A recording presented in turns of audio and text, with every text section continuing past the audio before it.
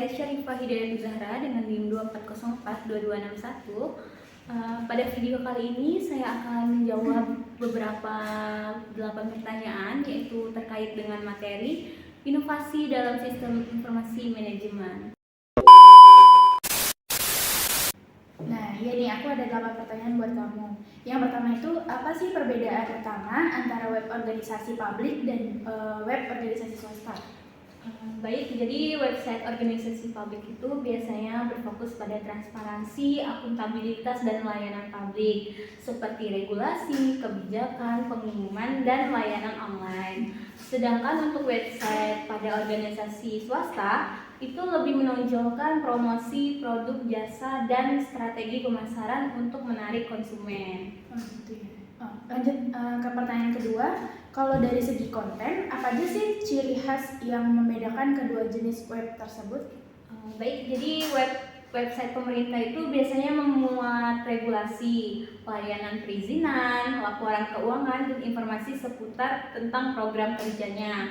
Sedangkan kalau website itu pada sektor swasta lebih menampilkan produk, harga, promosi, testimoni, dan fitur transaksi. Pertanyaan selanjutnya itu bagaimana ketepatan dalam menganalisis web diperlukan ketika membedakan keduanya? Cara ketepatan analisisnya itu dengan memerlukan melihat fungsi tujuannya, target pengguna, dan kualitas informasinya. Dengan analisis yang tepat, kita dapat menilai apakah website tersebut efektif atau tidaknya untuk pelayanan masing-masing. Oke, sekarang masuk ke materi SIM nih. Apa yang dimaksud dengan sistem informasi manajemen dalam pelayanan publik? Jadi, sistem informasi manajemen itu adalah sistem berbasis teknologi yang digunakan untuk mengolah data menjadi informasi dalam membantu pengambilan keputusan dan pelayanan. Dalam konteks pemerintah, SIM ini meningkatkan efisiensi, transparansi, dan kecepatan layanan, khususnya akuntabilitas. Baiklah, pertanyaan selanjutnya itu tentang bagaimana penerapan SIM ini dalam pelayanan perizinan terpadu di pemerintahan daerah.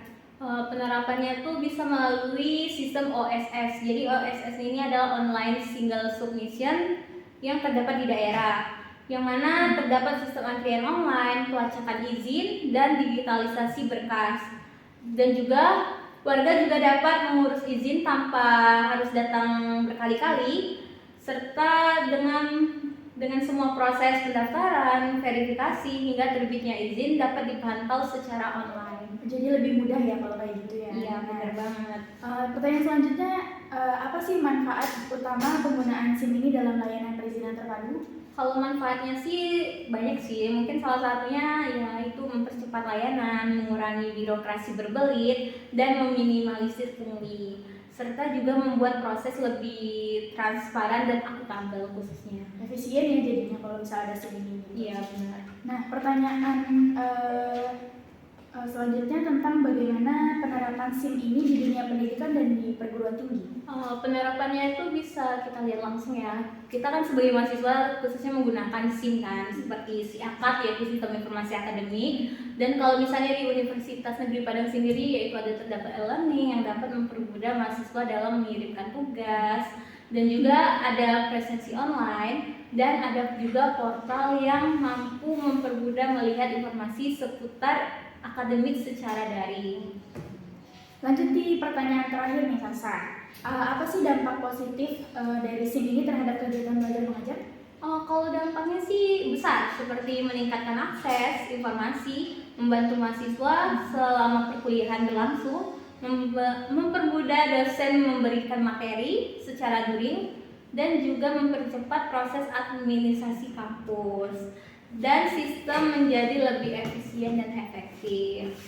Intinya ya SIM ini mempermudah jalannya proses belajar mengajar gitu ya intinya. Oke, terima kasih Sasa. Oke.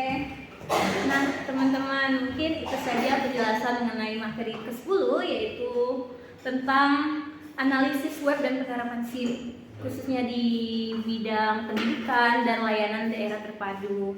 Dan semoga video ini bermanfaat dan memberikan kedepannya ilmu Mungkin itu saja. Wassalamualaikum warahmatullahi wabarakatuh.